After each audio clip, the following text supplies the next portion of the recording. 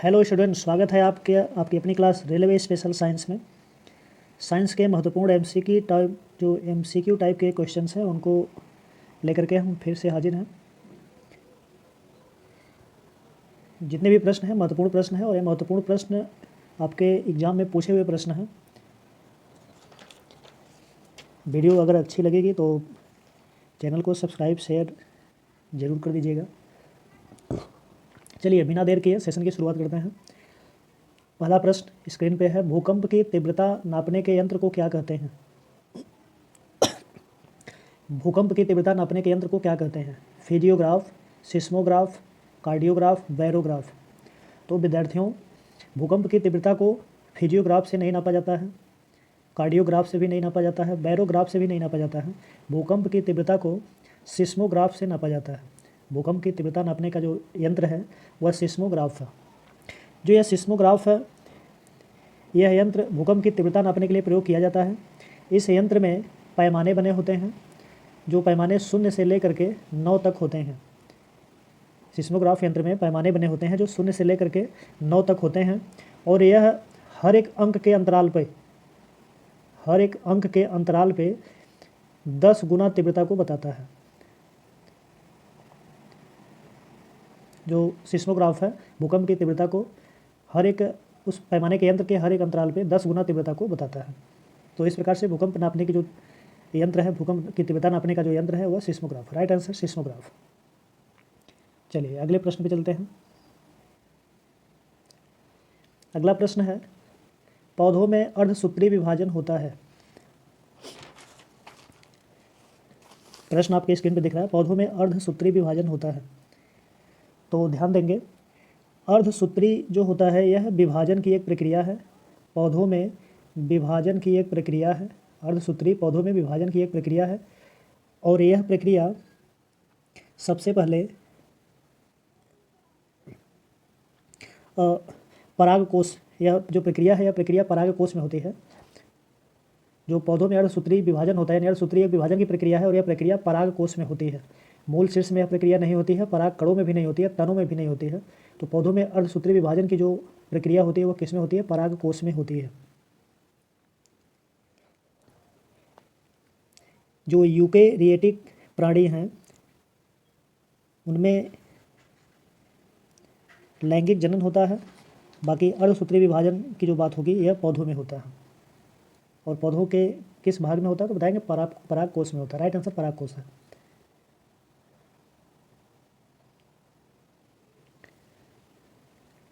Next प्रश्न है, insulin की रासायनिक प्रकृति होती है। इंसुलिन की रासायनिक प्रकृति होती है। इंसुलिन एक प्रकार से हार्मोन होता है। इंसुलिन का जो सबसे पहले पता लगाने वाले जो वैज्ञानिक हैं वह सेंगर हैं। सेंगर नामक वैज्ञानिक ने सबसे पहले इंसुलिन का पता लगाया था। और इंसुलिन का सेंगर नामक वैज्ञानिक ने जो पता लगाया था वह गाय के इंसुलिन अणु से लगाया था। गाय के इंसुलिन अणु से इंसुलिन का पता लगाया था। कौन लगाए थे? सेंगर नामक वैज्ञानिक लगाए थे। और इन्होंने बताया कि यह एक प्रकार का पॉलीपेप्टाइड है। यह एक प्रकार का पॉलीपेप्टाइड है।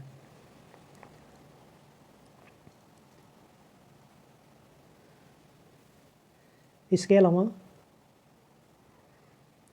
जो इंसुलिन बाद में मानव में प्राप्त किया गया, यानी मानव में पता लगाया गया, तो मानव में इंसुलिन का सबसे पहले पता लगाने वाले सान हैं जो 1965 में लगाए थे।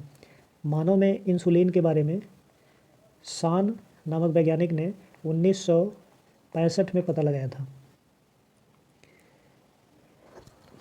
अब इंसुलिन की रासायनिक प्रकृति पे आते हैं। तो इंसुलिन की जो रासायनिक प्रकृति है, विटामिन नहीं होती है, कार्बोहाइड्रेट नहीं होता है, वसा भी नहीं होता है। इंसुलिन की जो रासायनिक प्रकृति होती है वह प्रोटीन होती है। और प्रोटीन एक प्रकार का पॉलीपेप्टाइड है। जो प्रोटीन होता है एक प्रकार का पॉलीपेप्टाइड है। तो राइट आंसर होगा इंसुलिन की रासायनिक प्रकृति प्रोटीन। अगला प्रश्न,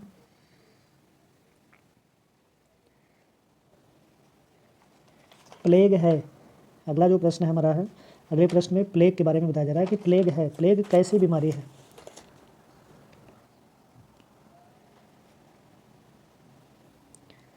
प्लेग कैसी बीमारी है? विषाणु जनित बीमारी है, कवक जनित बीमारी है, जीवाणु जनित बीमारी है, खनिज जनित बीमारी है।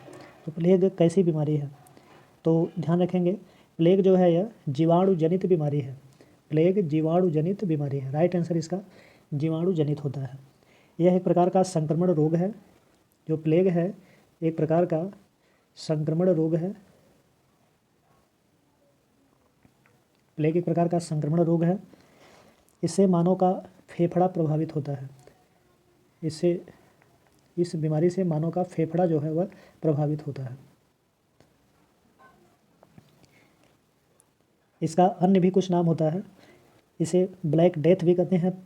इसके अन्य नाम की बात करें तो इस प्लेग को ब्लैक डेथ, इसे ब्लैक डेथ भी कहा जाता है। इसके अलावा इसे ताउन कहा जाता है। इसके अलावा इसे पेस्ट भी कहते हैं। इसे पेस्ट भी कहा जाता है। तो प्लेग जीवाणु जनित बीमारी है।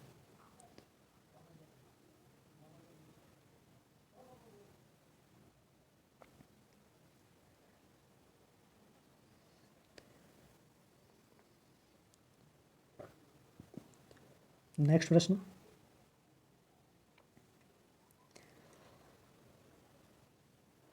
पांचवा प्रश्न है हमारा, निम्नलिखित में कौन सा वृक्ष जैविक कीटनाशक उत्पादक है? ओक का वृक्ष नहीं, चीड़ का वृक्ष नहीं, देवदार का वृक्ष नहीं, नीम का जो वृक्ष होता है यह जैविक कीटनाशक होता है। जो नीम का वृक्ष है वह जैविक कीटनाशक होता है। यह एक भारतीय मूल का पतझड़ वृक्ष है। जो नीम है यह भारतीय मूल का एक पतझड़ वृक्ष होता है जो मूल रूप से कीटनाशी है। इसकी पत्तियां चबाने से रक्त शोधन होता है। इस नीम की पत्तियां भी बहुत प्रभावी होती हैं। इसकी जो पत्तियां हैं उसे चबाने से रक्त का शोधन होता है। इसकी पत्तियों को चबाने से रक्त शुद्ध होता है। तो राइट आंसर नीम।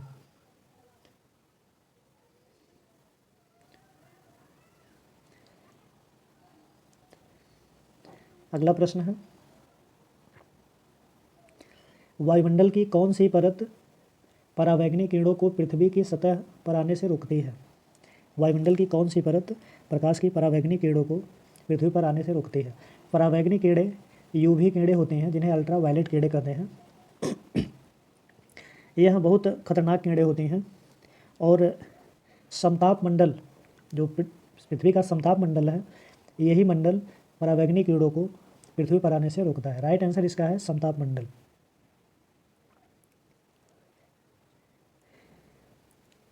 अब समताप मंडल में ही ओजोन है। समताप मंडल में ही ओजोन गैसों का समूह होता है। अब जो ओजोन परत होती है उसमें ओजोन गैस में ओजोन परत होती है। ओजोन परत लगभग परावैंगनी किरण का 94% भाग 93.99% भाग अवशोषित कर लेती है। समताप मंडल परावैंगनी किरणों को आने से रोकती है। समताप मंडल में ओजोन परत है, इसे ओजोन मंडल भी कहा जाता है।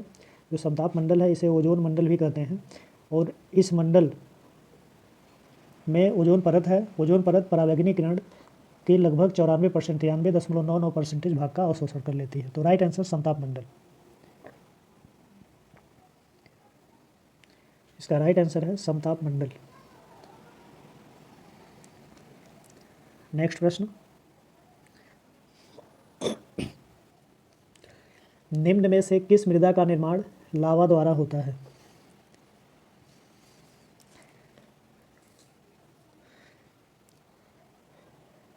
लावा एक प्रकार की ज्वालामुखी है। अब ज्वालामुखी से जिस मिट्टी का निर्माण होगा वह जली हुई मिट्टी होगी, और जली हुई मिट्टी होगी तो जाहिर सी बात है वह मिट्टी कौन सी होगी? काली मिट्टी होगी। तो राइट आंसर इसका है काली मिट्टी।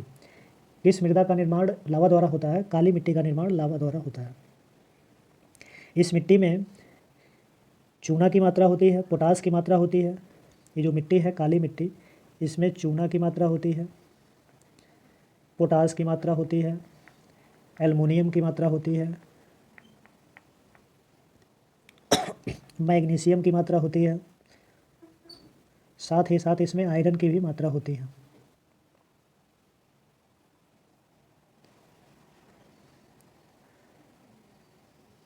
अगला प्रश्न है,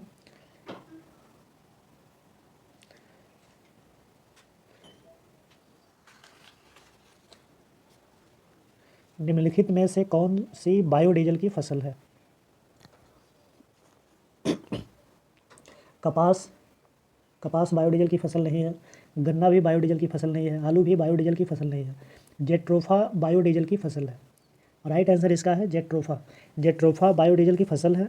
यह भारत में, अफ्रीका में, उत्तरी अमेरिका में और कैरिबियन जैसे क्षेत्रों में पाई जाती है। यह एक बड़ा पादप है जो झाड़ियों के रूप में शुष्क क्षेत्रों में उगता है, वो भी अर्ध शुष्क जो क्षेत्र होते हैं उसी में उगता है।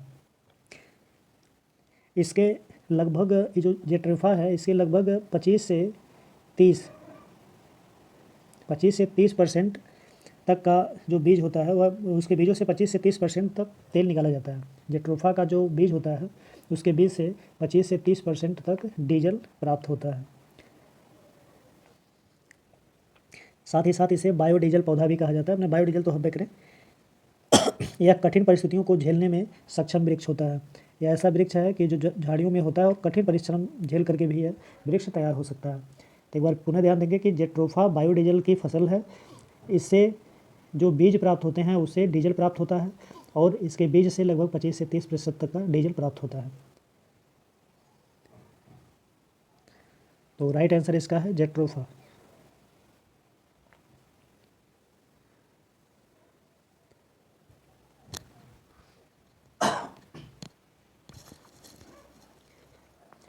अगला प्रश्न है, ग्रीन मफलर संबंधित है। ग्रीन मफलर संबंधित है, तो ग्रीन मफलर किससे संबंधित है? जवाब देंगे।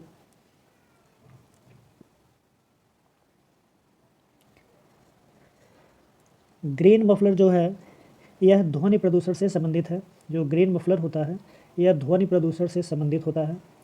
ग्रीन मफलर का उद्देश्य यह होता है कि सड़क के किनारे या फिर ऐसी सार्वजनिक स्थलों पर जहाँ पे ध्वनि बहुत अधिक मात्रा में निकलती है, वहाँ पे ध्वनि की तीव्रता को कम करने के लिए, जो ध्वनि की तीव्रता है उसे कम करने के लिए वृक्षारोपण किया जाए। वृक्षारोपण करना ग्रीन मफलर का मुख्य उद्देश्य ही होता है। तो राइट आंसर है ध्वनि। ग्रीन मफलर जो है ध्वनि प्रदूषण से संबंधित है। ध्वनि जहाँ अधिक होती है उस ध्वनि के अधिक क्षेत्रों में नागरिकों को समस्या होती है, तो उस समस्या के निवारण के लिए अर्थात ध्वनि प्रदूषण रोकने के लिए वृक्षारोपण इसका उद्देश्य होता है। तो राइट आंसर है ध्वनि प्रदूषण। ग्रीन मफलर ध्वनि प्रदूषण।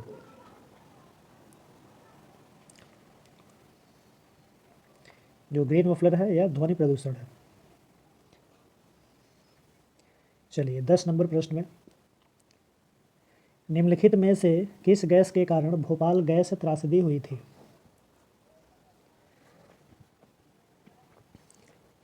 भोपाल गैस त्रासदी किस गैस के कारण हुई थी? तो इसमें ध्यान दें, क्लोरोफ्लोरोकार्बन। क्लोरोफ्लोरोकार्बन यह जो गैस है एक प्रकार की शीतलन वाली गैस है। एसी कूलर फ्रिज में प्रयोग होने वाली गैस है। कार्बन डाइऑक्साइड, इसको हम CFS भी कहते हैं, जो क्लोरोफ्लोरोकार्बन होती है। कार्बन डाइऑक्साइड CO2 होती है। नाइट्रस ऑक्साइड AN2O होती है और मिथाइल आइसोसाइनेट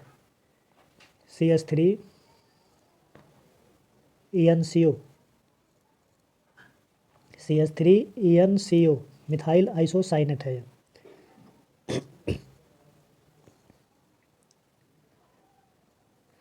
अब भोपाल त्रासदी में जो भोपाल गैस त्रासदी है उसमें जिस गैस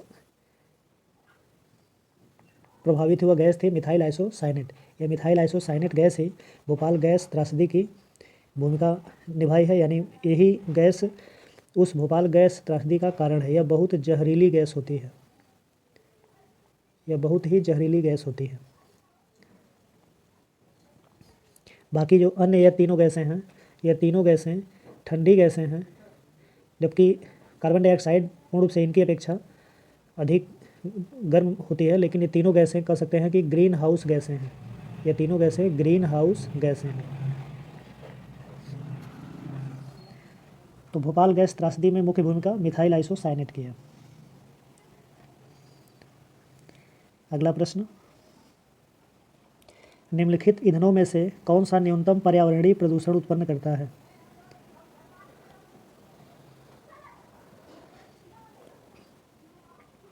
डीजल,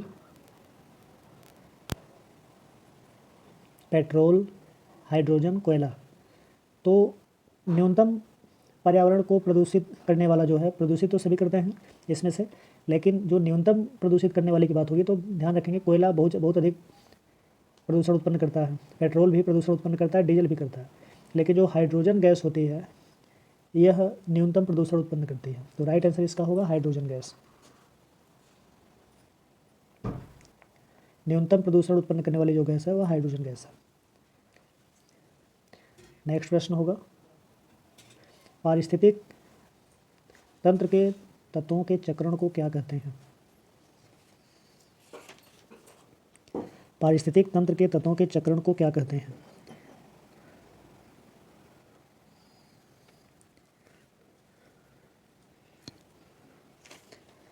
रासायनिक चक्र, भू रासायनिक चक्र, भूगर्भीय चक्र या जैव भू रासायनिक चक्र। तो राइट आंसर इसका है, पारिस्थितिक तंत्र के तत्वों के चक्रण को जैव भू रासायनिक चक्र कहते हैं। राइट आंसर है जैव भू रासायनिक चक्र।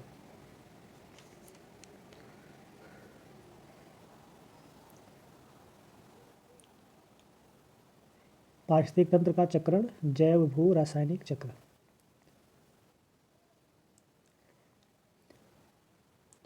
नेक्स्ट प्रश्न, किसी खाद्य श्रृंखला में शाकाहारी होते हैं? किसी खाद्य श्रृंखला में शाकाहारी होते हैं। तो जो खाद्य श्रृंखला में शाकाहारी होते हैं वह प्राथमिक उपभोक्ता होते हैं। उत्पादक के अंतर्गत, प्राथमिक उत्पादक के अंतर्गत घास फूस आते हैं। प्राथमिक उपभोक्ता, इन घास फूस को जो खाने वाले हैं प्राथमिक उपभोक्ता हैं। अब घास फूस के अलावा मांसाहारी जीव द्वितीयक उपभोक्ता कहलाते हैं, और इन सभी जीवों पे जो निर्भर रहने वाले सूक्ष्म जीव होते हैं इन्हें अपघटक कहते हैं। तो जो सूक्ष्म जीव होते हैं वह अपघटक होते हैं। तो यहाँ खाद्य श्रृंखला में शाकाहारी कौन होंगे?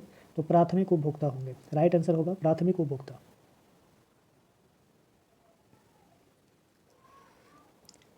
चौदह नंबर प्रश्न, अंतर्राष्ट्रीय ओजोन दिवस मनाया जाता है। अंतर्राष्ट्रीय ओजोन दिवस मनाया जाता है। तो जो अंतर्राष्ट्रीय ओजोन दिवस है यह 16 सितंबर को मनाया जाता है। 16 सितंबर को अंतर्राष्ट्रीय ओजोन दिवस मनाया जाता है। यह ओजोन परत के संरक्षण के उद्देश्य से मनाया जाता है। ओजोन परत के संरक्षण के लिए मनाया जाता है। 16 सितंबर को मनाया जाता है। तो अंतर्राष्ट्रीय ओजोन दिवस 16 सितंबर। राइट आंसर 16 सितंबर। 15 नंबर प्रश्न, ध्वनि प्रदूषण के मापन को किस इकाई द्वारा करते हैं? यानी ध्वनि प्रदूषण का मापन किस इकाई द्वारा किया जाता है?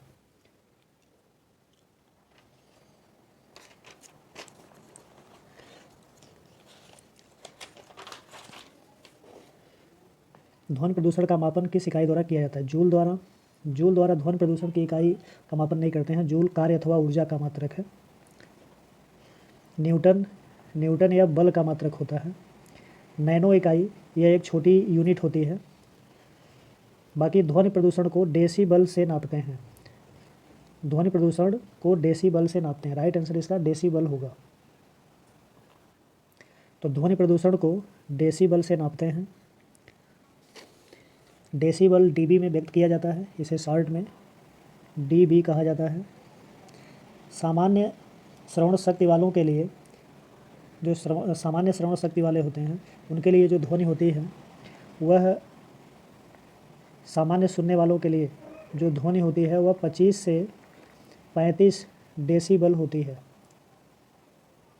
इतने तक की ध्वनि को सामान्य सुनने वाले सुन सकते हैं।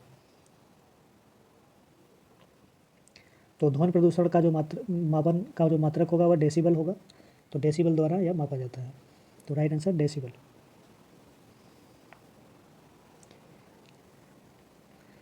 16 नंबर जो प्रश्न है, निम्नलिखित प्रश्नों में से कौन सी ग्रीन हाउस गैस नहीं है?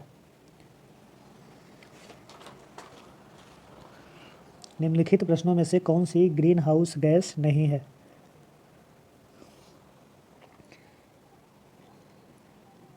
तो ग्रीन हाउस गैसें वे गैसें होती हैं जो ग्रहों के वातावरण या जलवायु में परिवर्तन के लिए उत्तरदायी होती हैं। यह जलवायु में परिवर्तन के लिए उत्तरदायी होने वाली गैसें हैं, जिसमें carbon dioxide green house gas होती है, नाइट्रस ऑक्साइड जिसका सूत्र N2O होता है ग्रीन हाउस गैस होती है, मेथेन जिसका सूत्र CH4 होता है यह भी ग्रीन हाउस गैस होती है। इसमें हीलियम ग्रीन हाउस गैस नहीं है। राइट आंसर होगा हीलियम। तो ग्रीन हाउस गैस नहीं है, हीलियम ग्रीन हाउस गैस नहीं होती है। हीलियम का संकेत HE होता है।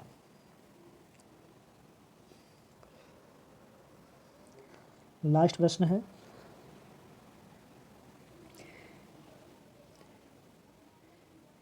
LPG ये टाइप मिस है। LPG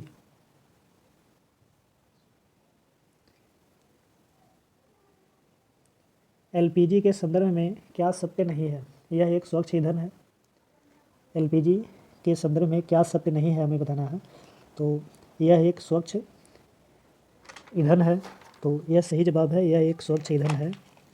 साथ ही साथ यह उच्च ऊष्मा का है, तो यह भी सही है, उच्च ऊष्मा का भी यह है।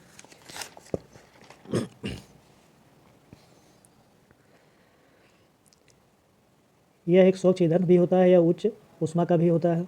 यह नीले ज्वाला से जलने वाला होता है, यह भी सही है।